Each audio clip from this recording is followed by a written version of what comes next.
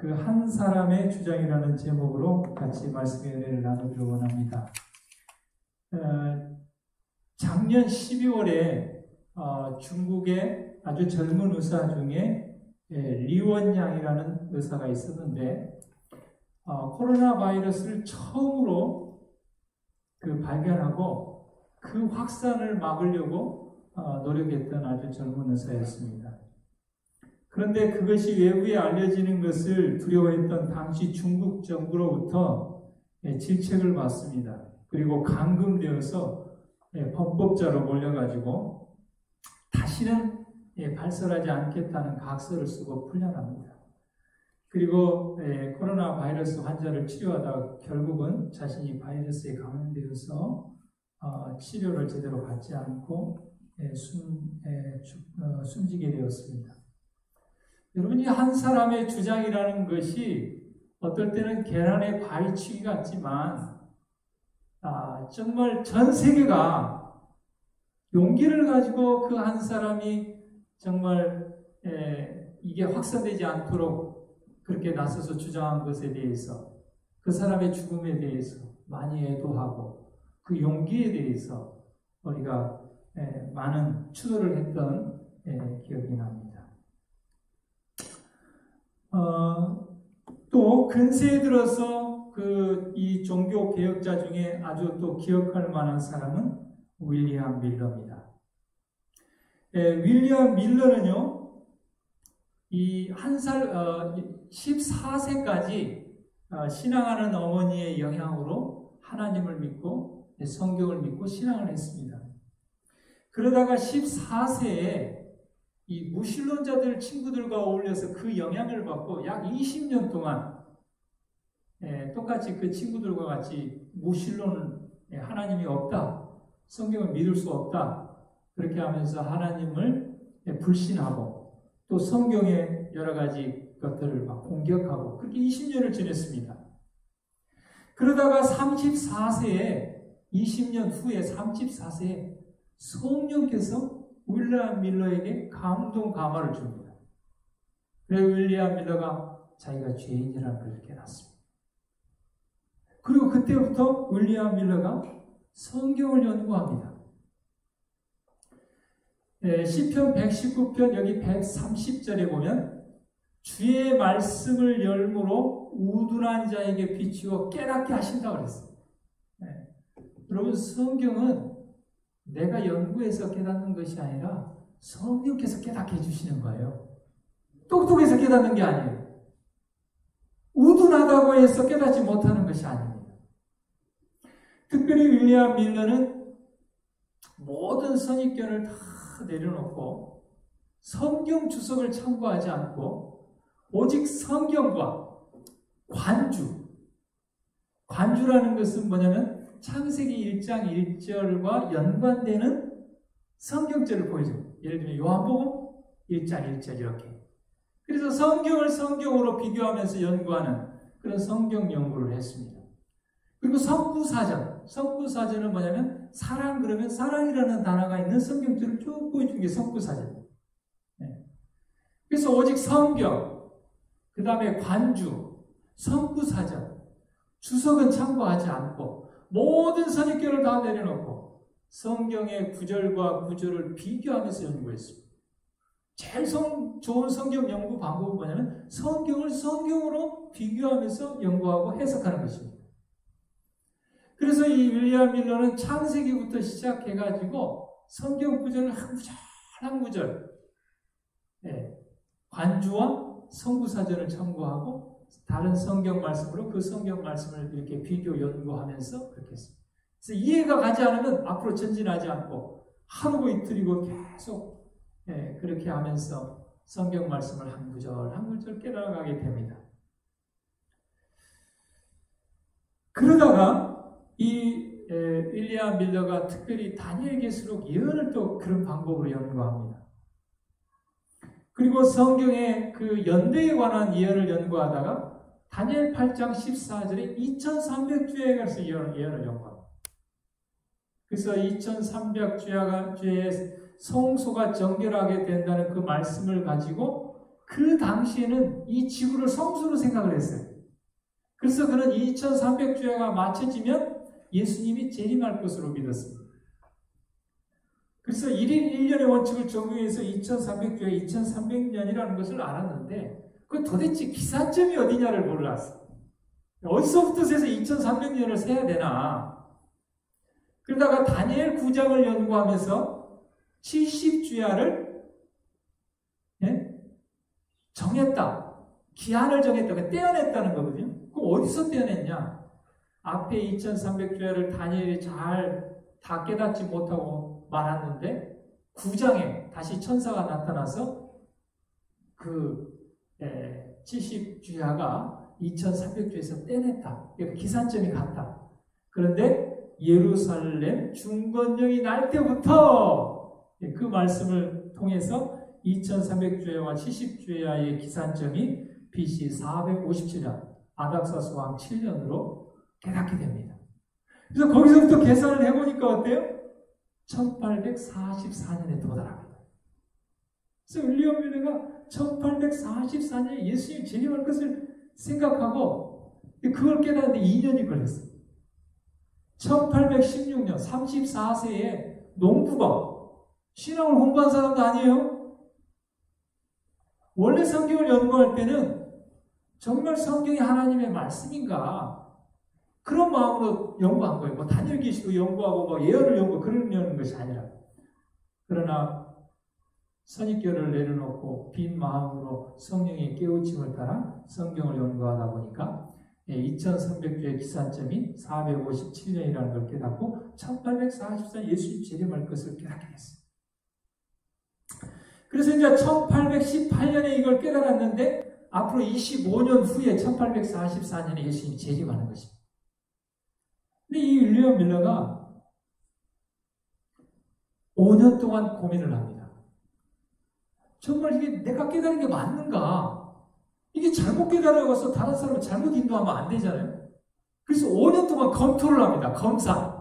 다시 다 찾아보면서 정말 내가 깨달은 게 맞나? 이렇게 살펴보고 저렇게 살펴보고 이렇게 살펴보고 5년 동안 발견하는 데는 2년 그것을 다시 검토하는 데는 5년.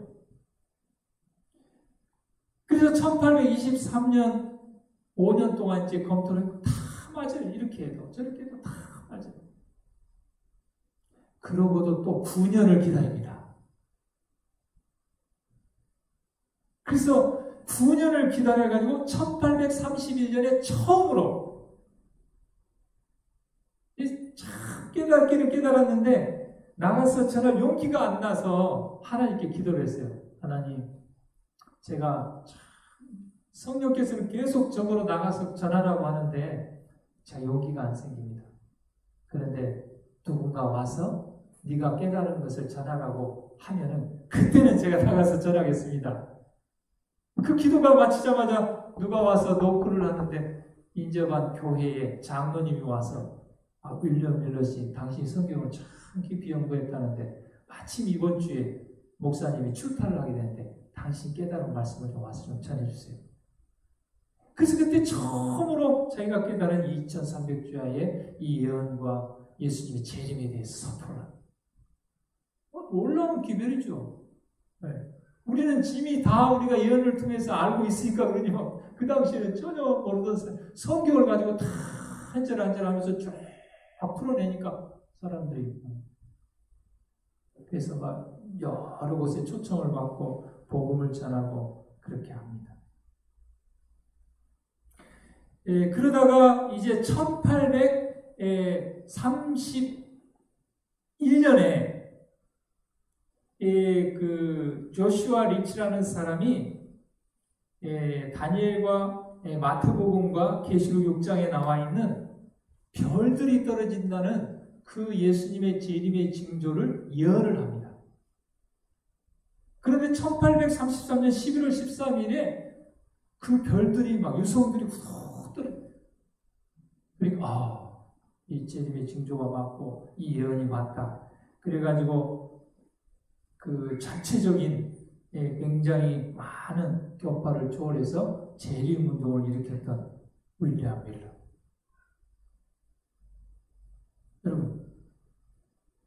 하나님께서는 각 시대마다 비록 한 사람이라도 하나님의 말씀을 깊이 연구하고 하나님의 도구로 쓰임받기를 원하는 사람을 세워서 일하셨어요. 노아 당시에 노아 홍수가 있기 전에 노아를 세워가지고 그렇게 하셨어요. 또 윌리엄 밀러를 세우셔서 그렇게 하셨어요. 이 마지막 때도 지금도 마찬가지입니다. 지금도 윌리엄 밀러와 같고 노아와 같은 마음을 가진 사람을 불러서 뭐 하셔요? 일하신다는 것을 기억하게 되기를 바랍니다. 그래서 오늘 하나님께서 우리에게 주시는 말씀은 우리 모두가 다 윌리엄 밀러와 같은 마음으로 이 마지막 때에 예수님의 재림을 촉진시키는 이 말세의 개혁자로 하나님이 우리를 부르고 있음을 잊지 않고 기억하게 되기를 간절히 바랍니다. 윌리엄 밀러가 이제 이렇게 기별을 전했을 때 두 가지 반응이 일어났습니다. 술을 판매하는 사람들이 그 사업을 벌이고 술집을 교회로 내놨어요. 놀라운 역사가 일어났습니다. 도박장이 폐쇄되고 무신론자, 자연 신교도 보편 구원론자, 심지어 가장 타락한 탕아들까지 생활을 개혁했습니다. 그들 중에 어떤 사람들이 여러 해 동안 교회에 발을 들여놓지 않던 자들이었는데 그들이 생활을 개혁하고 하나님 앞에 나왔습니다. 각 교파에서는 기도회를 열었고 각 곳에서 거의 몇 시간 열었고 사업가들도 정오에는 기도하고 참여하기 위하여 함께 보냈습니다. 그래서 예수님이 재림을 기다렸습니다. 그런가 하면 반면에 또 하나님을 믿는다고 하는 기존 교회에서 조롱과 비난과 핍박이 있었습니다. 솔직히 윌리엄 밀러는 수많은 곳에 초청함을 받아서 갔지만 모든 경비를 자기가 냈습니다. 윌리엄 밀러는 안락한 가정을 떠나서 자비로 이 도시에서 저 도시로, 이 마을에서 저 마을로 쉴 새 없이 다니면서 수고를 무릅쓰고 심판이 절박하였다는 엄숙한 경고를 했습니다. 제가 계산해 보니까 1844년에 윌리엄 밀러의 나이가 63세. 그러니까 50세에 처음으로 1831년에 공중 앞에 기별을 선포하기 시작해서 13년 동안 1800세 그 기간에 아주 복음을 전했습니다. 그런데 이 윌리엄 밀러를 향하여 도리어 광신자다, 거짓말쟁이다, 대사기아니다 이렇게 비난을 했습니다. 아까 중국 정부에서 정말 코로나 확산을 막으려는 리원양 그 젊은 의사를 뭐 했어요? 법을 어겼다고 해서 감금을 하고 그렇게 했던 거죠. 여러분 노아가 120년 동안 비가 온다고 복음을 전했을 때 사람들이 뭐라고 그랬어요? 미친 사람 아니야? 비가 한 번도 안 내렸는데 뭐 비가 온다고 그래? 조롱을 받았습니다. 여러분 예수님은 어떠셨습니까? 예수님이 이 땅에서 와서 복음을 전할 때 바리새인들이 첩자를 보냈습니다. 그때 와서 뭐라고 그래요? 꼬투리를 잡아야 되는데 지금까지 들은 말씀 중에 저렇게 감동적이고 성경적인 말씀은 처음 들었습니다. 그러니까 너도 미혹되었느냐? 그러면서 뭐라고 그래요? 당국자들이나 바리새인 중에 그를 믿는 사람이 있더냐? 유력한 사람 중에 그를 따르는 사람이 있더냐? 그렇게 냉소했습니다. 어떻게 그 한 사람이 온 세계 모든 위대한 사람들 감히 대항하고자 하는가? 노아의 기별이 참으로 진실하다면 어찌하여 온 세계가 그것을 인정하고 믿지 아니하였는가? 수천 명의 지혜에 대항하는 한 사람의 주장. 그럼 우리가 이 예언의 진리와 안식일과 복음의 진리를 전하면 사람들이 뭐라고 그래요? 아니 그러면 그 지금 수많은 그 신학 박사들, 신학 교수들 뭐 몇십만 명 되는 대형 교회의 그 목사님들은 성경을 안 봐서 안식일을 못 깨닫냐고 그런 식으로 얘기해요. 성경이 뭐라고 말하고 있는가를 얘기하지 않고 위대한 사람들이 과연 그것을 알고 있느냐 모르고 있느냐 그걸 가지고 얘기를 해요. 그렇기 때문에 정말 한 사람의 주장이라는 것은 어떨 때는 다수에 의해서 묻혀질 때가 참 많이 있습니다. 아가서 5장 10절에 나의 사랑하는 자는 희고도 불거 많은 사람에 뛰어난다.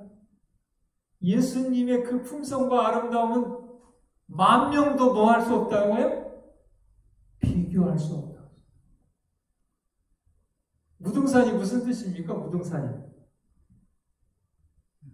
무등산이 무슨 뜻이죠? 비교할 만한 산이 없단 말이에요. 그게 참 엄청난 좋은 말이죠. 산 중에 산이라고 말입니다. 숫자가 중요한 것이 아니라 그 한 사람의 기별은 만 사람도 당해낼 수 없어요. 왜냐하면 그 한 사람은 진리를 말하고 있고 만 사람은 비진리를 말하고 있고 믿고 있으니까 그런 것입니다. 한 사람 너무 중요합니다. 예레미야 5장 1절에 너희는 예루살렘 거리로 빨리 왕래하며 그 넓은 거리에서 찾아보고 알라. 너희가 만일 공의를 행하며 진리를 구하는 자를 한 사람이라도 찾으면 내가 이 성을 사하리라. 하나님께서는 오늘 지금 노아와 같은 사람, 윌리엄 밀러와 같은 그 한 사람을 부르고 계십니다.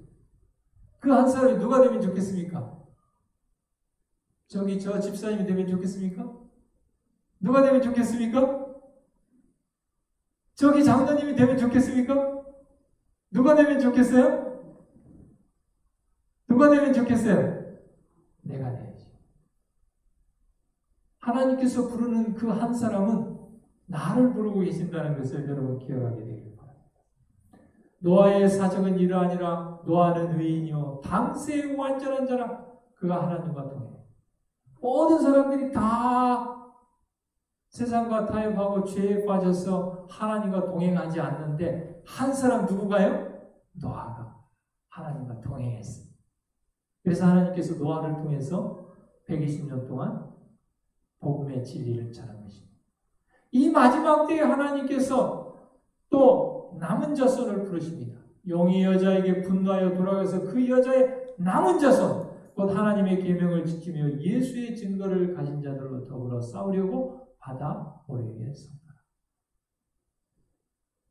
남은 자손 비록 수가 적지만 수가 문제가 아니라 그들이 하나님의 계명과 예수 믿음을 지키는 자이기 때문에 하나님께서 그들을 통하여 일하신다는 것입니다.